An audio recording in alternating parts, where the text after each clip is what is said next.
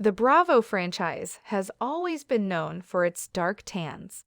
Yet devoted viewers are astonished at how the hue has spiraled out of control this season. I worry that New Jersey in particular is experiencing a climatic crisis.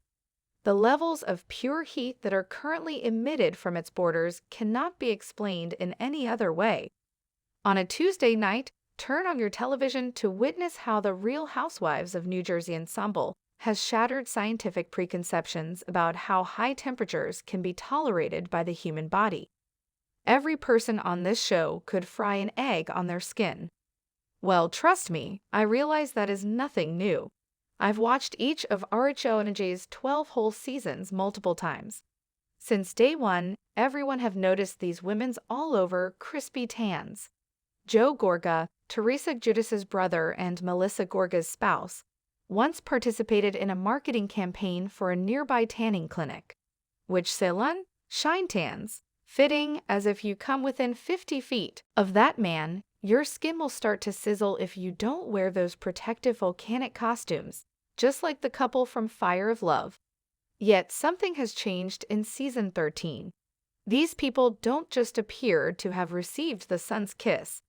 Instead, they appear to have woken up next to it after consuming too many vodka cranberries and listening to Jersey's best air horn-filled club music. In other words, they are completely red and no longer tan. There has always been a deliciously reddish gloss to the males of RHONJ, who can forget the early years when Juicy Joe Giudice's family was as red as the stockings on his mantle when he awoke on Christmas morning, or, dare I say, at least as crimson as the wine he had been chugging all evening. After all, this is New Jersey, the home of red wine and even redder sauce. Only one state has a thriving tanning bed sector.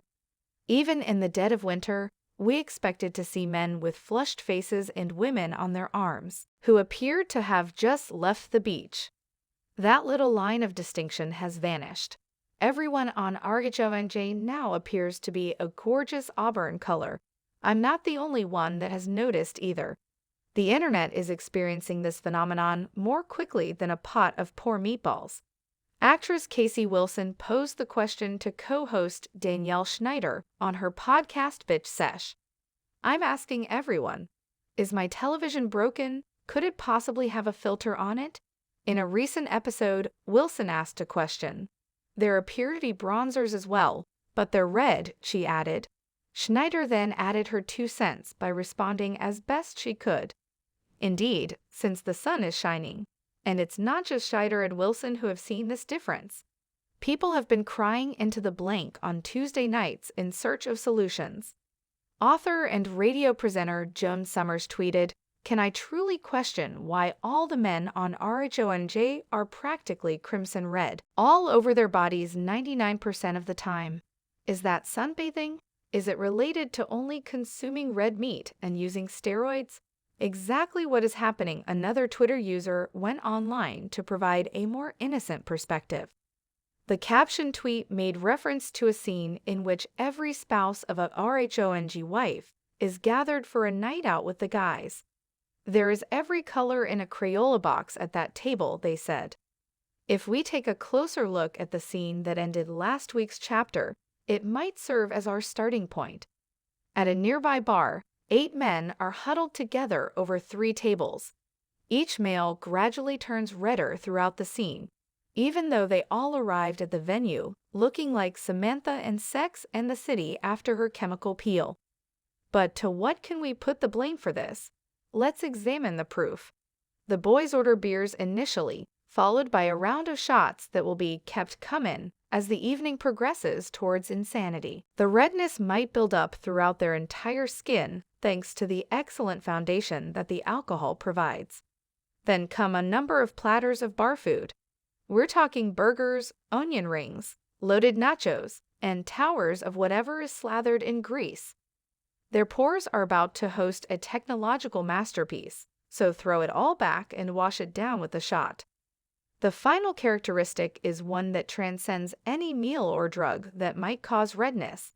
It is the trait that practically all of the men and women on this show have in common: hot-blooded, passionate Italian DNA.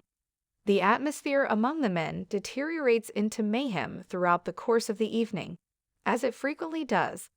In the history of this franchise, we have witnessed this countless times.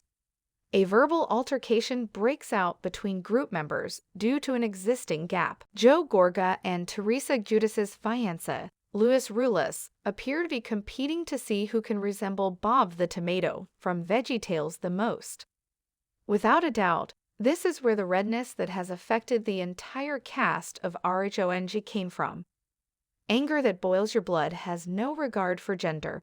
Each and every person who is subjected to a camera on this show will come into contact with that ferocious spirit, and thanks to the transitive property, will likewise get sufficiently enraged to share their redness. Is it really a surprise that everyone on RHONG has skinned the shade of a Hunt's San Marzano-style Pomodoro can? People are still fighting among themselves after decades. Housewives are fighting after taking advantage of each other's adultery in past and present marriages for amusement. The majority of the cast still had to deal with their ex-husband's shenanigans after being divorced. Naturally, these individuals are hysterical. You must be, right? I've considered relocating to New Jersey on numerous occasions. How long can one actually bear the exorbitant cost of living in New York City before getting sick of paying rent rather than a real mortgage? Yet I already fight rosacea every day that a dermatologist has diagnosed me with. The degree of topical cream or pill concentration that I would experience in New Jersey would be beyond the capacity of any prescription medication. Paying to try also wouldn't make up for the expense. I prefer to observe from the other side of the river.